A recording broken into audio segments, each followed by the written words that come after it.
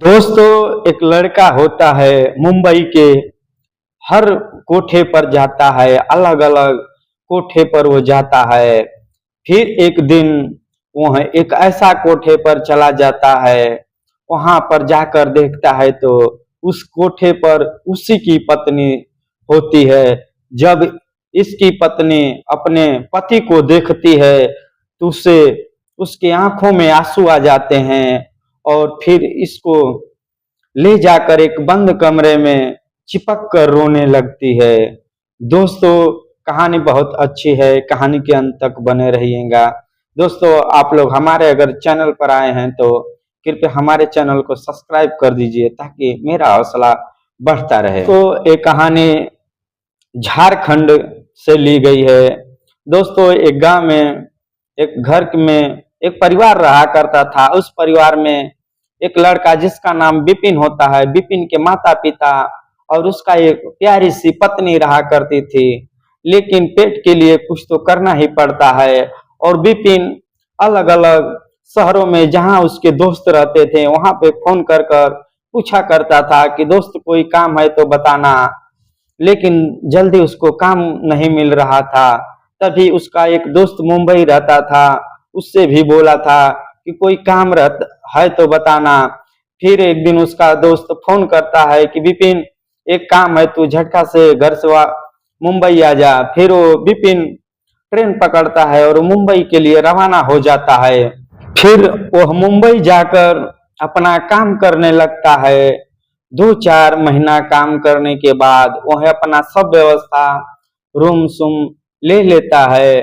फिर अपने पत्नी को गांव फोन करता है कि क्या तुम, उसकी पत्नी का नाम दुलारी था। वह विपिन अपने पत्नी को फोन कर कर बोलता है, दुलारी क्या तुम मुंबई आओगी? दुलारी जैसे सुनती है उसको तो सपनों में मुंबई लौकता था।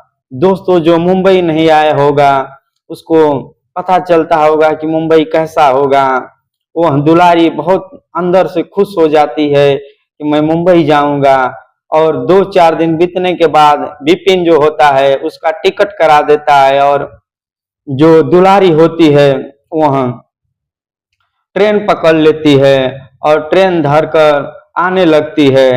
लेकिन विपिन उसको फोन पर समझाया हुआ था, देखो दुलारी, ट्रेन में किसी अपरिचित आदमी का मत खाना, कोई दूसरा कुछ दे दे, आज का जमाना सही नहीं है।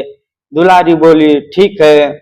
वह ट्रेन में बैठ गई थी। लेकिन एक स्टेशन बीतने के बाद वह ट्रेन में 2 व्यक्ति चढ़ते हैं और जो दुलारी होती है उसी के सामने के सीट पर दोनों बैठ जाते हैं और कुछ अपने में बात करने लगते हैं। फिर वो दोनों व्यक्ति दुलारी की तरफ देखते हैं। दुलारी तो मुंबई की दिल में सपना लिए हुए सजा कर आ रही थी और सोच रही थी कि वहां पर कैसे घूमेंगे, वहां पे समुंदर घूमेंगे। लेकिन इसको क्या पता था वो 2 अपरिचित आदमी जो होते हैं दुलारी से कुछ बातचीत करने को कोशिश करते हैं। लेकिन दुलारी अब मुंबई पहुंचने ही वाली थी, 1 घंटा और समय था। लेकिन ये दोनों व्यक्ति दुलारी से वहां पे सीट पर रहते रहते कुछ परिचित हो जाती है और दुलारी से बोलते हैं कि तुम कहाँ पे जा रही हो? दुलारी बोलती है, मैं तो मुंबई, मेरा पति रहते हैं वहीं पे जा रही हूँ, मैं पहली बार ही जा रही हूँ। तभी दुलारी कुछ खाना ली होती है और उन दोनों व्यक्तियों को थोड़ा सा देती है। दोनों व्यक्ति ले लेते हैं और ये दोनों जो व्यक्ति होते हैं, एक चाय वाला आता है और फिर दुलारी से पूछते हैं कि क्या तुम चाय पियोगी? दुलारी बोलती है, नहीं, मैं चाय नहीं पीऊंगी। फिर वो व्यक्ति चाय 3 ले लेते हैं और दुलारी को बोलते हैं, पी लीजिए ना, क्या होता है, हम भी तो उधर से झारखंड से ही आ रहे हैं। लेकिन दुलारी इन लोगों का बात मान लेती है और चाय पी लेती है।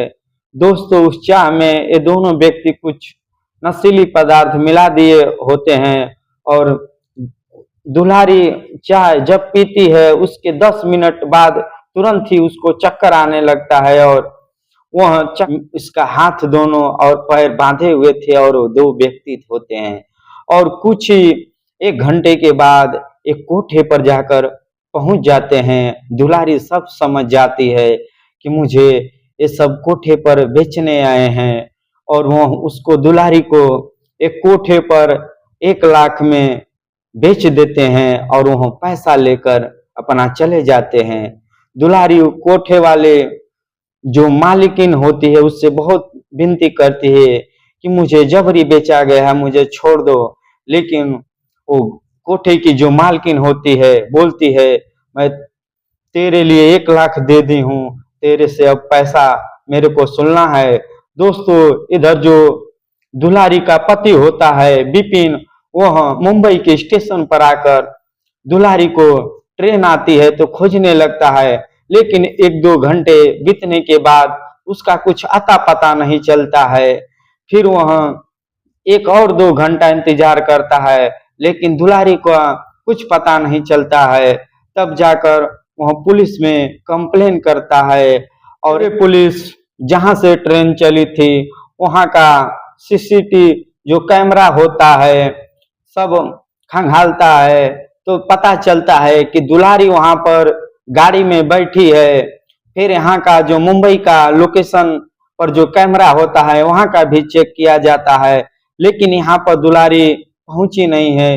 पुलिस भी हैरान हो जाती है कि आखिर वह महिला गई तो गई कहाँ। फिर पुलिस अपने छानबीन में लग जाती है। फिर दोस्तों, उधर दुलारी को जबरी कोठे पर काम करने के लिए मजबूर किया जाता था कि तुम कस्टमर को सर्विस दो। दुलारी रोती थी, लेकिन उसको बहुत मारते थे, बोलते थे तुम अभी इस दलदल में धंस गई है, तुझे अब यही काम करना होगा। दोस्तों, कुछ दिन ऐसा ही बीतता है। तभी उस कोठे पर एक अनजान व्यक्ति पहुंचता है और वह कोठे के मालकिन से बोलता है कि मुझे कोई नया नया आइटम चाहिए। कोठे के मालकिन सब लड़कियों को दिखाती है, लेकिन उसको कि कोई पसंद नहीं हो रहा था। आखिरकार जब दुलारी आती है तो उसको ये अजनबी जो लड़का होता है पसंद कर लेता है। फिर वहाँ व्यक्ति जो होता है दुलारी को एक बंद कमरे में लेकर चला जाता है। जब बंद कमरा करता है तो दुलारी उसको पांव पकड़कर भैया कहकर रोने लगती है कि भैया, मैं ऐसी लड़की नहीं हूँ, मेरे साथ जबरी ऐसा किया जा रहा है। और वह सब अपनी जो बीती हुई बातें सब सुनाती है। तो व्यक्ति बोलता है कि बताओ मैं तुम्हारे लिए क्या कर सकता हूँ, जब तुम भाई मुझे बोल ही दी हो तो भाई का फर्ज ही होता है बहन का रक्षा करना। तब दुलारी बोलती है, भैया मेरे पति पर फोन कर दीजिए। तब वो जो व्यक्ति होता है दुलारी को फोन देता है। फिर दुलारी अपने पति को फोन करती है, सब सारी बातें बताती है कि मैं ऐसे ऐसे फंस गई हूँ, अब मैं जीना नहीं चाहती, मैं मर जाऊंगी, जल्दी तुम मुझे यहाँ से निकाल दो। तब विपिन होता है, सोचने लगता है कि आखिरकार मैं डायरेक्ट कैसे वहां पे जाऊं। फिर उसको दिमाग में आइडिया आता है, क्यों ना मैं वहां पर कस्टमर बनकर जाऊं। दोस्तों, 2-4 दिन बीतने के बाद उस मोहल्ले का पता लगाता है और सब जानकारी जुटाता है कि आखिर यहाँ पर कैसे अपनी पत्नी को बचाया जाए। फिर एक दिन वह उसी कोठे पर पहुंचता है जहां पे उस कोठे पर उसकी पत्नी रहती है। दोस्तों, जब उस कोठे पर जाता है तो वहां पे तमाम लड़कियां छोटे छोटे कपड़े पहनकर अपना अंग दिखाती हैं। जो वहां पे कस्टमर जाते हैं उनका अंग देखकर मोहित हो जाते हैं। फिर एक दिन जो विपिन होता है कोठे पर जब पहुंचता है तो वो कोठे की मालकिन जो होती है उसको ये लड़कियां सब दिखाती है, लेकिन विपिन को नहीं कोई पसंद आ रहा था। उसको तो अपनी पत्नी की तलाश थी। फिर कोठे के मालकिन से बोलता है कि क्या तुम्हारे कोठे पर कोई वैसी अच्छी लड़की नहीं है, क्या मैं जाऊं? कोठे की मालकिन सोचती है कि अगर ये कस्टमर चला जाएगा तो दोबारा फिर लौट कर नहीं आएगा, कोठे की बहुत बदनामी होगी।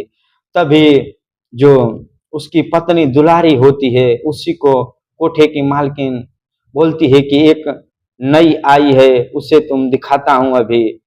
फिर उसको बुलाया जाता है विपिन को, तो उसी की तलाश था।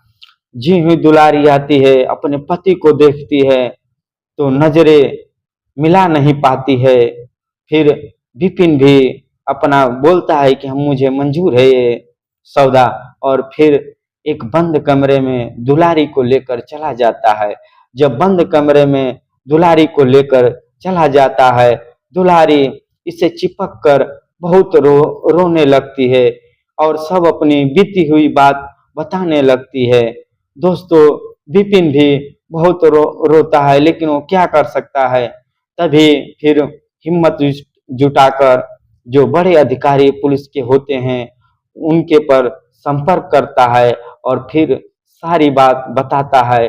फिर दोस्तों, कुछ ही समय में पुलिस वहां पे चारों तरफ छापा मार लेती है और वहां पे फिर विपिन और दुलारी को पुलिस वहां पर जाकर बचाती है। और जहां वहां पे जितने भी लड़कियां 20 या 25 होती है, जिनकी इच्छा नहीं होती कि मैं ये काम करूंगी, वो अपनी इच्छा से पुलिस भी के साथ चली आती हैं।